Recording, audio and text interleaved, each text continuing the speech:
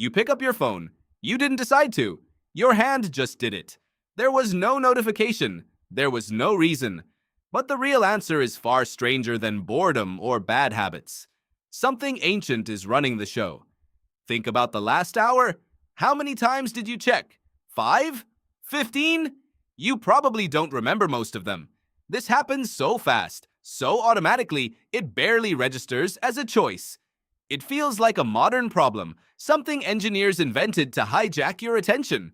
But your brain didn't build this circuit for a phone. It built it for something else, a long time ago. Picture a person crouched at the edge of a forest 40,000 years ago, listening for a snapped twig, a shift in wind, anything that might mean danger. The humans who scanned their environment constantly survived more often than the ones who tuned out. Vigilance wasn't anxiety, it was insurance.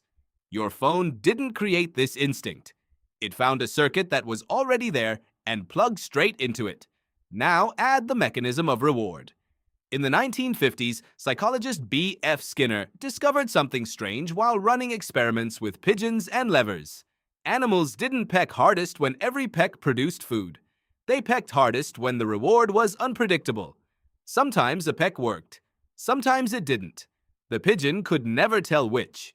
So it kept pecking, far more than it would for a guaranteed reward. This is called a variable ratio reinforcement schedule, and it's the single most addictive pattern of reward psychology has ever identified. It's the same architecture slot machines run on. And it's the same architecture your phone runs on. Every scroll is a pull of the lever. Sometimes it gives you something. Usually it gives you nothing worth remembering. The not knowing is what keeps your thumb moving. Here's where it gets stranger. Why would uncertainty feel better than certainty? Neuroscientist Robert Sapolsky studied dopamine and found it isn't really the chemical of pleasure. It's the chemical of anticipation. Dopamine spikes highest not when a reward arrives, but in the uncertain window right before you find out whether it will. A 50% chance produces a bigger spike than a guarantee. Your brain isn't built to enjoy getting things. It's built to crave the moment just before you know. That's the exact moment your thumb hovers over the screen. The 10 seconds before it loads. You are not addicted to your phone. You are addicted to the space right before the answer. Now add one more layer, because checking is rarely just about information. It's about people. Anthropologist Robin Dunbar spent decades studying primate behavior. He found that grooming, one primate picking through another's fur, was never about hygiene. It was about tracking alliances, knowing who was still on your side. Dunbar argued that human gossip evolved to do the same job at scale, letting us track dozens of relationships instead of grooming one animal at a time. You're still doing that work.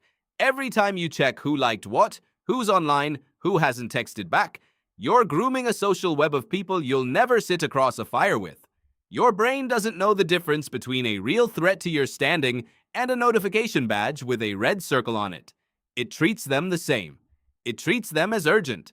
That's the twist most people never sit with. Technology didn't break something in you. It found the oldest, most sensitive alarm system you have, and it rings it constantly, on purpose, because ringing it works. The people who built these apps understood Skinner's pigeons, Sapolsky's dopamine curve, and Dunbar's social grooming. They didn't invent a new craving. They reverse-engineered an old one and scaled it to fit in your pocket. So what do you do with that? You can't unwire 40,000 years of vigilance. You can't tell your dopamine system to stop caring about uncertainty, but you can start noticing the moment, the lift of the hand, the reach before the reason. Deleting the app rarely works alone, because the urge was never really about the app. It's about a circuit older than language, still scanning, still looking for a threat that isn't there. What helps is smaller than a full detox. It's the half second of noticing. Catching your hand mid-reach and asking, quietly, what am I actually checking for? Most of the time, there's no answer, because there was never a real threat to begin with.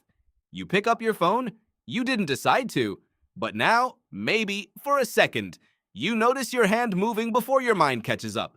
And in that half second, you can feel something 40,000 years old, still scanning, still waiting for a twig to snap in a forest that isn't there anymore.